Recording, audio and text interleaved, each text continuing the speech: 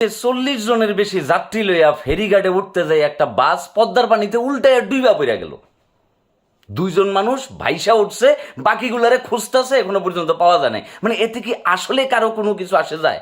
কিন্তু যাদের পরিবারে আজকে দুর্ঘটনার সম্মুখীন হয়েছে, যে বাজারা যাদের জীবন এখন যায় যায় অবস্থা, তাদের কথাটা একটাবার চিন্তা করেন। লাস্ট 7 দিনে 204 জনের অধিক মানুষ মারা গেছে। কার কি আসে যায়? এগুলো নিয়ে কত কথা বলবেন, কত লিখবেন, কত প্রতিবাদ করবেন, কত আবদার করবেন, কত আওয়াজ তুলবেন, কোনো কিছু আসে যায়? কিন্তু যার পরিবারে গেছে শুধুমাত্র সে জানে যে এইটার যন্ত্রণা তারা সাফার করতে হবে সারাটা জীবন। হয়তো তার পরিবারের সবচেয়ে কর্মক্ষম লোকটা, যেই লোকটার উপর ভর করে পুরো পরিবারের 5-6 জন মেম্বার চলতো, তাদের আহার জুটতো, ওই মানুষটাই হয়তো কি আজকে এই বাসে পদ্মার পানিতে ডুবে গেছে। তার খবর কেউ নিবে? কেউ তার পরিবারে দেখতে যাবে তার হাড়িতে আগুন জ্বলে কিনা, তার চুলাতে আগুন জ্বলে কিনা, এই জিনিসটা কি কেউ জানতে চাবে? এই যে ড্রাইভার সাহেব, বাস মালিকদের এবং তাদের ব্যবস্থাপনায় যারা আছে তাদের উচিত ছিল প্রপারলি ঈদের টাইমে যেহেতু একটা রাশ শিডিউল থাকে, ওই টাইমে ড্রাইভারদেরকে প্রপার রেস্ট দেওয়া, তাদেরকে ভালোভাবে ঠিকঠাকভাবে প্রশিক্ষণ দেওয়া, রাস্তায় নামানো। ফেরিতে উঠতে যাওয়া উল্টায় গেল একটা বাস, লঞ্চে করে যাইতে গেছে, পানিতে ডুবে গেছে। লঞ্চে আর ফেরিতে মানে আপনার এই এই সংঘর্ষ হয়েছে, জাইজলি মানে একটা পোলার পাস হয়ে গেছে, একটা মানুষের স্পট ডাইড হয়ে গেছে, কারো কোনো মাথা ব্যথা নাই। কিন্তু এই যে আহাজারি, এই যে চিৎকার, জাগর পরিবার থেকে হারায় গেল সেই মানুষগুলা, শুধুমাত্র তারাই জানে।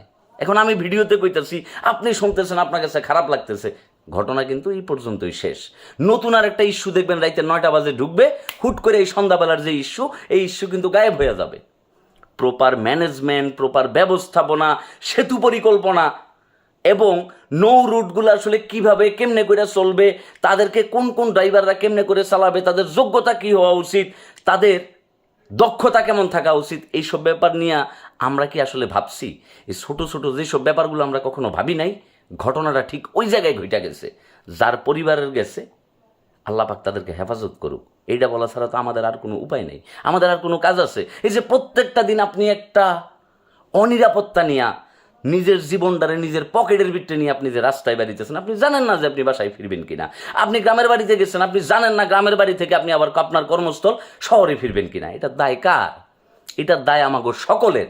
এই রাষ্ট্র যারা পরিচালনা করতেছে, ম্যানেজমেন্টে যারা আছে, এই ব্যবস্থাপনা যারা চালাইতেছে, এ দায় কিন্তু তারা যদি ঠিকঠাকভাবে সকল কিছু প্রপারলি মেনটেন করতো। হায়াত মত অবশ্যই আল্লাহর হাতে, তাই বলে আপনি আপনার ব্রেনের ব্যবহার করবেন না, এটা তো হইতে পারে না। আমাদের উচিত আমাদের ব্রেনটারে প্রপারলি ব্যবহার করা। আমরা যেহেতু একটা অধিক জনসংখ্যার দেশ, অধিক মানুষ, সুতরাং এই অধিক মানুষকে পরিচালনা করতে গেলে আপনার অতি সজাগ থাকতে হবে। আর অতি সজাগ না থাকলে কয়দিন পর পর এই ধরনের দুর্ঘটনার সম্মুখীন আমাদেরকে হইতে হবে। প্রত্যেকটা বার ঈদের সময় মানুষ বাড়িতে যেতে গেলে কিংবা ঈদের ছুটি কাটায় মানুষ বাড়ি থেকে ফিরতে গেলে এই ধরনের ঘটনাগুলো ঘটে। কিছু মানুষ যায় ঈদ করতে, আর কিছু যায় লাশ। আর এই লাশের জন্য কারো ভালোবাসা নাই, এই লাশের জন্য কারো চিন্তা নাই, এই লাশের জন্য কারো মায়া নাই। দিন শেষে যার পরিবার থেকে গেছে শুধুমাত্র সে জানে এটার যন্ত্রণা, এটার শূন্যতা, এটার হাহাকার কতটুকু। আল্লাহ সকলের জান্নাত নসিব করুক, আল্লাহ সকলের পরিবারের এই শোক কাটায় ওঠার শক্তি দান করুক, এবং আমাদের নীতি নির্ধারক ব্যবস্থাপনায় যারা আছে আল্লাহ তাদেরকে শুভবুদ্ধি দান করুক, যাতে তারা এই সকল বিষয়গুলো পরিচালনা করার জন্য প্রপার বুদ্ধি খাটায় কাজকর্ম করতে পারে। এটা বলা ছাড়া আমাদের দিন শেষে আর কিচ্ছু করানোর, বুকের ভেতর থেকে একটা নিঃশ্বাস বাড়ি, যার পরিবারের গেল সে জানে এটার যন্ত্রণা কতটুকু।